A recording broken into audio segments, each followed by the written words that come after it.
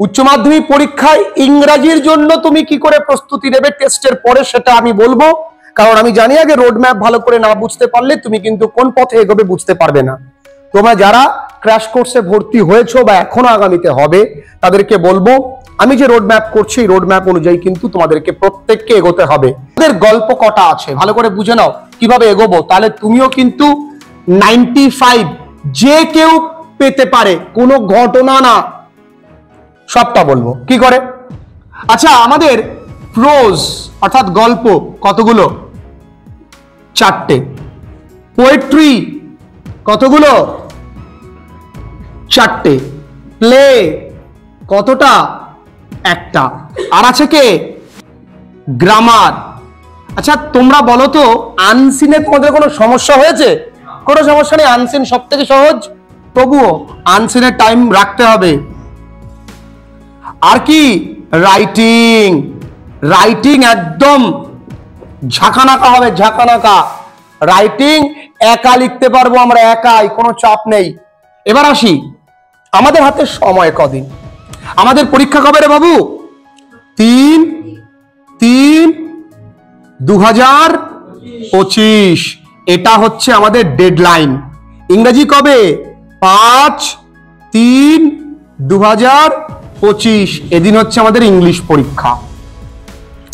আমাদের ইংরেজি পরীক্ষার আগে কিন্তু আমরা 3 তারিখ পাবো, 4 তারিখ পাবো, মানে 3 তারিখ বিকেল বেলায় আমরা পাবো এবং 4 তারিখও আমরা পাবো।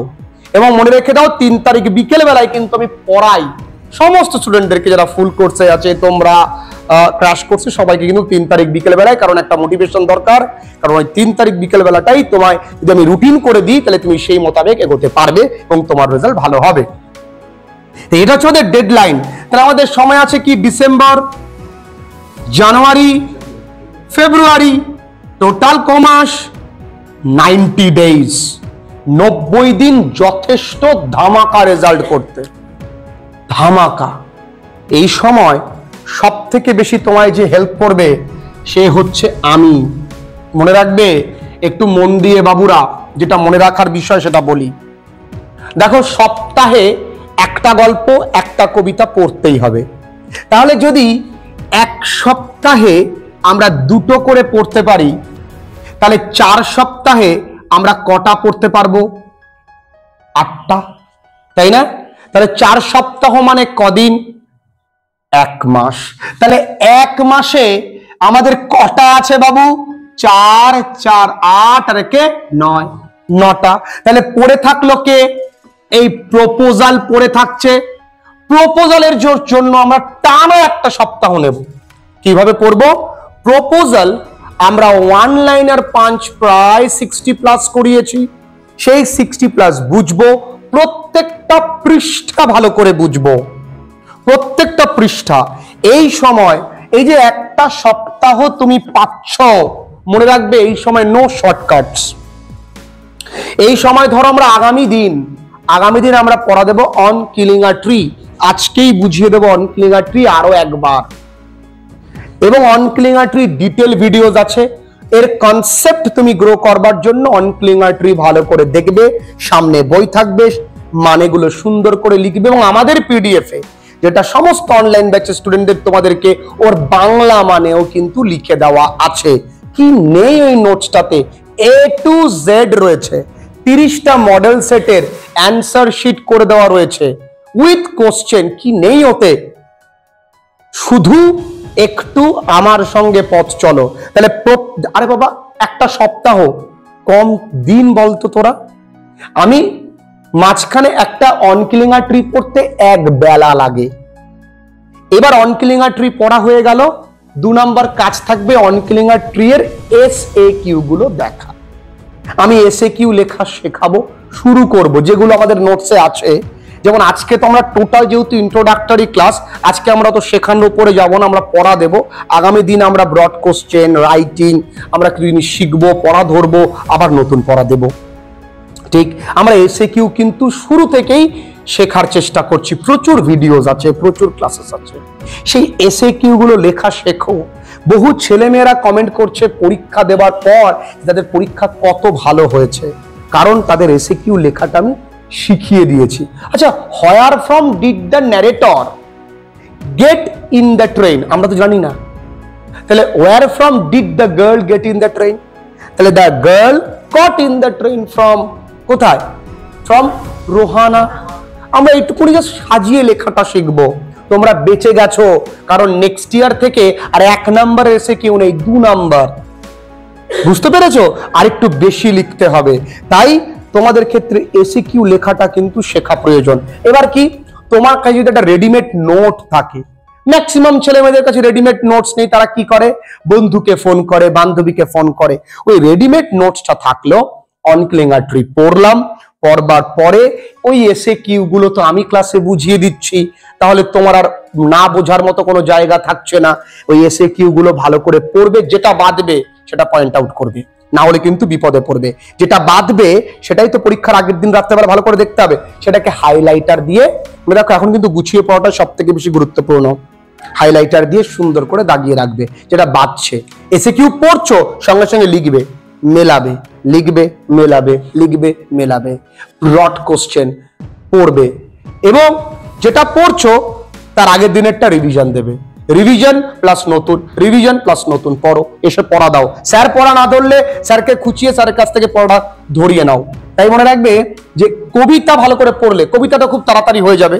গল্পের ক্ষেত্রে বাবা একটা গল্পে 4টে পৃষ্ঠা আছে, যদি একটা পৃষ্ঠা একবেলা পড়ি তাহলে একদিনে 3 বেলা করে একটা করে পৃষ্ঠা পড়ি, তাহলে একদিন একটা গল্প শেষ।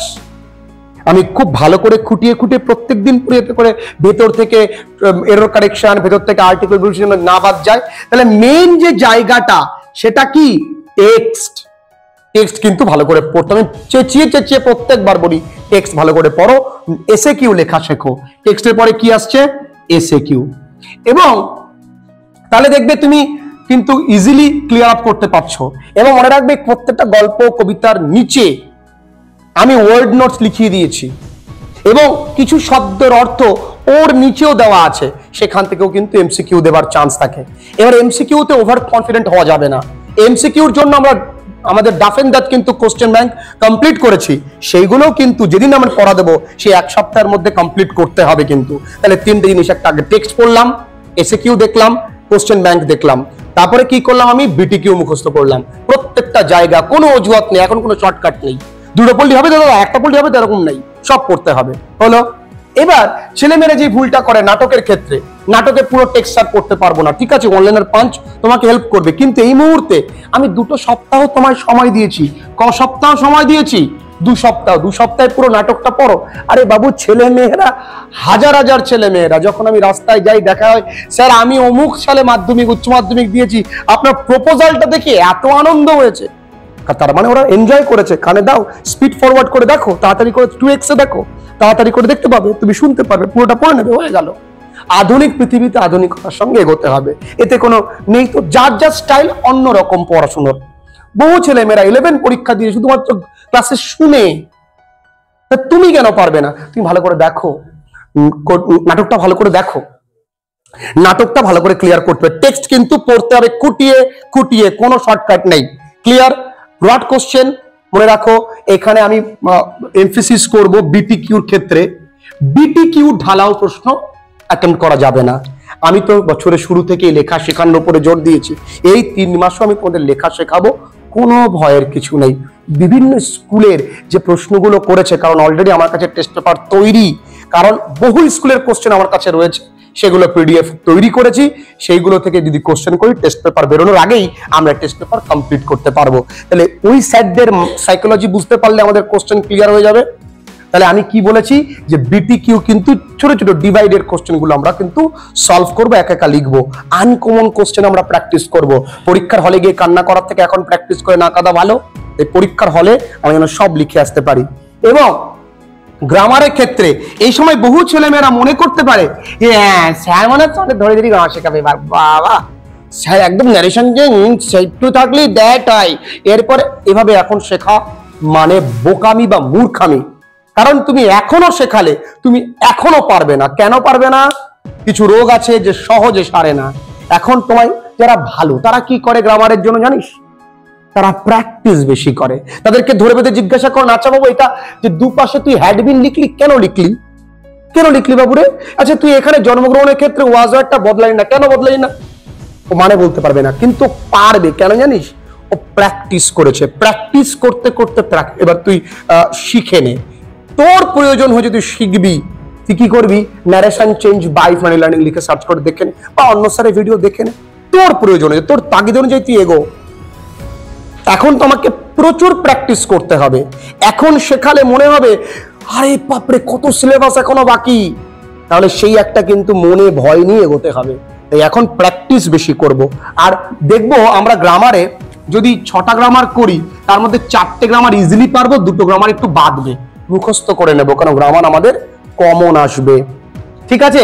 আনসিন নিয়ে কোনো চাপের কিছু নেই, কারণ আনসিন আমরা কিছু না করি তবু 10টা মতন প্র্যাকটিস করবে, এবং তোমরাও রিসেন্ট টপিক আনসিন নিয়ে প্র্যাকটিস করবে। যেমন ট্রাম কলকাতা থেকে তুলে দিয়েছে, এটা নিয়ে কিন্তু আনসিন আসতে পারে। বাংলাদেশে যে রিলিজিয়াস রাইটস রয়েছে, এটা নিয়ে আনসিন আসতে পারে। বিভিন্ন রকম ঝড় এসছে, সেই ঝড় নিয়ে আনসিন আসতে পারে। ট্রেন অ্যাক্সিডেন্ট নিয়ে আনসিন আসতে পারে। ডেঙ্গি নিয়ে আনসিন আসতে পারে। যেগুলো আমাদের মনে দাগ কেটেছে এমন ঘটনা, সেইগুলো নিয়ে কিন্তু আরজিকর ঘটনায় কিন্তু কোনো আনসিন আসবে না, কারণ এটা পলিটিক্যাল ইস্যু। এখান থেকে আনসিন আসার চান্স নেই। সুতরাং এগুলো থেকে কিন্তু রিসেন্ট টপিক আমি তোমাদেরকে করাবো, তুমি আনসিন তোমার কাছে জল ভাত হয়ে যাবে, কোনো ব্যাপার নেই। সব থেকে বড় সমস্যার কারণ রাইটিং কিন্তু আমাদের কাছে বলেছি এখানে কদিন গেল, 1 মাস 2 সপ্তাহ। তাহলে বাকি সপ্তাহগুলোতে আমরা এর মাঝে কিন্তু গ্রামার প্র্যাকটিস করতে থাকবো। বাকি যে সপ্তাহ থাকবে আরো 1 মাস আমরা ইচ্ছে করলে শুধু গ্রামার আর রাইটিং এর উপরে ডেডিকেটেড ক্লাস করতে পারি। শুধু গ্রামার আর রাইটিং এর উপরে তোমায় যেখানে যেখানে বাঁধবে আমি তোমায় বলবো। কিন্তু রাইটিং দুটোই শিখতে হবে, একটা অফিসিয়াল লেটার আর একটা রিপোর্ট, দুটোই শিখতে হবে। প্রেসি আমরা করব না, কারণ সেখানে ভুল হওয়ার চান্স থাকে বেশি। দুটোই আমরা শিখবো। ব্যাংক ম্যানেজারের কাছে চিঠি, ওসির কাছে চিঠি, স্কুল টিচারের কাছে চিঠি, আমরা সব রকম এডিটোরিয়াল লেটার, রিপোর্ট রাইটিং যে সবসময় সেলিব্রেশনাল দেবে তা নয়। তুমি তোমার বিদ্যালয় প্ল্যানিং করেছে যে মুর্শিদাবাদ যাবে বা কোনো একটা জায়গায় যাবে, স্কুল ম্যাগাজিনে, সেখানে যাওয়ার পরে তোমার অভিজ্ঞতা নিয়ে একটা রিপোর্ট লিখতে দেবে, সেটাও কিন্তু পরীক্ষায় স্কুল ট্রিপ নিয়ে দিতে পারে। বহু স্কুলে দিয়েছে, দেবার কিন্তু সুযোগ আছে, কারণ ম্যাক্সিমাম স্কুল থেকে কিন্তু ট্রিপে যায়, আর ইংরেজি স্যারদেরকে নেয় না, ভূগোল স্যাররা যায়। স্যারের মনে কিন্তু কষ্ট লাগে, আর স্যার এই প্রশ্নটা তুলে দেয়। বুঝতে পেরেছো? স্কুল ট্রিপ দিয়েছে না, বহু স্কুলে দেবে। তাহলে আমি সেটা একা একা লিখতে পারবো কত সহজে, নেক্সট ক্লাস থেকে আমরা বুঝবো। কিন্তু আজকে প্ল্যানিংটা বুঝে নাও, ভালো করে পড়তে হবে, ভালো করে শিখতে হবে। যেভাবে বলবো একদিনও ফাঁকি দেওয়া কিন্তু যাবে না। প্রত্যেক দিনের পড়া প্রত্যেক দিন। ভুলে যা আগে আমি কি করেছি, ভুলে যা। আজ থেকে তোমরা একটা দারুণ ছেলে মেয়ে, তোমরা ভালো করে পড়াশুনো করো, এটা বিশ্বাস করো যে আমি ভালো ছেলে, আমিও ভালো পড়াশুনো করতে পারি। ওই ফার্স্ট বয় কে ফার্স্ট গার্ল, তাকে আমি দেখিয়ে দেবো যে আমিও ভালো রেজাল্ট করতে পারি, আমিও তোর থেকে কম না একদম। তুই কে রে তুই, হাট, আমি ভালো রেজাল্ট করতে পারি, আমি পড়ে দেখাবো তোকে, তুই জ্বলবি, লুচির মতো ফুলবি, রেজাল্ট দেখবি কি হয়। গিয়ে বলিস না, মনে মনে বলিস না, তাহলে কিন্তু ও যখন রেজাল্টটা তুই করতে পারবি না তখন তোর মন খারাপ করবে। কিন্তু মনে বিশ্বাস কর যে তুই করতে পারবি, আর ডেফিনেটলি তুই পারবি। তুই এইভাবে 1 মাস পড়তে থাক, তুই নিজেই দেখবি সবাইকে দেখে তোর মনে হবে যে তো আমার কাছে কিছু না। এই 1 মাস পড়তে লাগ। আর এই সময় একটু আমার কথা মেনে চল, আমার মারগুলোকে আশীর্বাদ মনে রূপে নিয়ে নে, আমার বকাগুলোকে আশীর্বাদ রূপে নিয়ে নে, দেখবি তোর রেজাল্ট ফাটাফাটি। আজকে আমি তোমাদেরকে বলে দিলাম এইচএসে ভালো রেজাল্ট করবার জন্য এইটুকুন যথেষ্ট। আর